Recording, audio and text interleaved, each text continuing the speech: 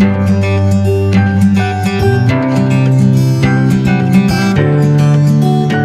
Guys, welcome back to my channel dream boys 94. So ఈ రోజు అయితే మనది వరలక్ష్మి వ్రతం ఈరోజు జరుగుతుంది కాబట్టి దానికైతే అంత ప్రిపరేషన్ జరిగిపోయింది నిన్నటి నుంచే. సో ఈ రోజు అయితే దేవతకి ప్రసాదం అయితే చేస్తున్నాము, నైవేద్యము సేమియాల పాయసం. సో అదైతే ఈ ఫుల్ వీడియోలో చూద్దాము.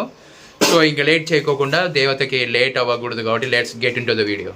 ఇంకా మనమైతే బాణలు పెట్టుకొని దాంట్లోకి అయితే నెయ్యి వేసుకొని దాంట్లోకి సేమియాలు అయితే వేసుకొని ఫ్రై చేసుకోవాలి. వాటిని చూస్తున్నారు కదా. సో ఇవి ఫ్రై చేసుకోవాలి, బాగా ఫ్రై అవ్వాలి గాయ్స్.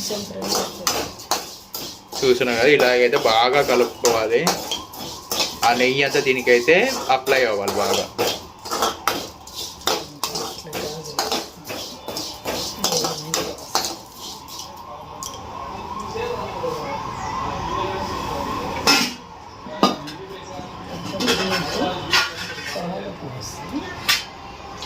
సో ఇప్పుడైతే పాలు అయితే వేసుకొని ఒక గిన్నెలోకి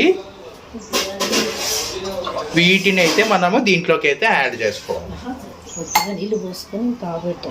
ఇప్పుడు ఇవి మనమైతే వేడి చేసుకోవాలి ఆ పాలని. చూస్తున్నారు కదా, ఇలాగైతే వేడి చేసుకోవాలి. ఆ పాలు అయితే వేడయ్యాయి, ఈ సేమియాలు అయితే అందులోకి వేసుకోవాలి. చూస్తున్నారు కదా, అంటే పాలు 5 మినిట్స్ అయితే వేడైన తర్వాత ఇవి అప్పుడు సేమియాలు అయితే వేసుకోవాలి.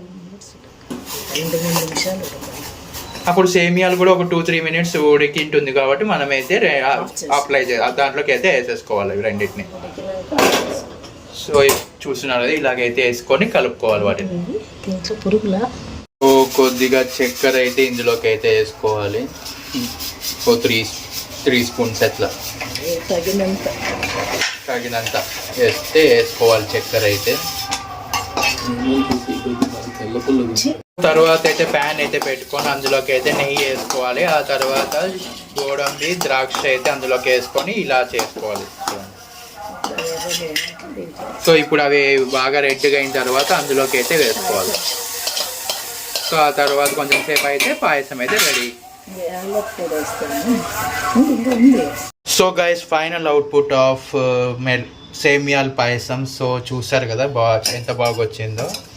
సో దీంట్లో నుంచి అయితే కొంచెం అయితే తీసుకొని దేవతకి అయితే నైవేద్యం పెట్టేశాను. సో మిగిలినది అయితే నేను చూపిస్తున్నాను, చూడండి. ఇవన్నీ బాగా వచ్చింది.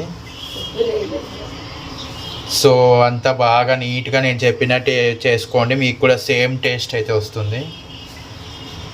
సో అన్నీ కరెక్ట్గా వేసుకోవాలి, చక్కెర ప్రతి ఒక్కటి కరెక్ట్గా వేసుకుంటే మీకైతే బాగా వస్తుంది. సేమ్ మేము చేసినట్టే మీకు కూడా వస్తుంది. సో ఈ పాయసం ఎలా ఉందో కామెంట్ సెక్షన్లో చెప్పండి.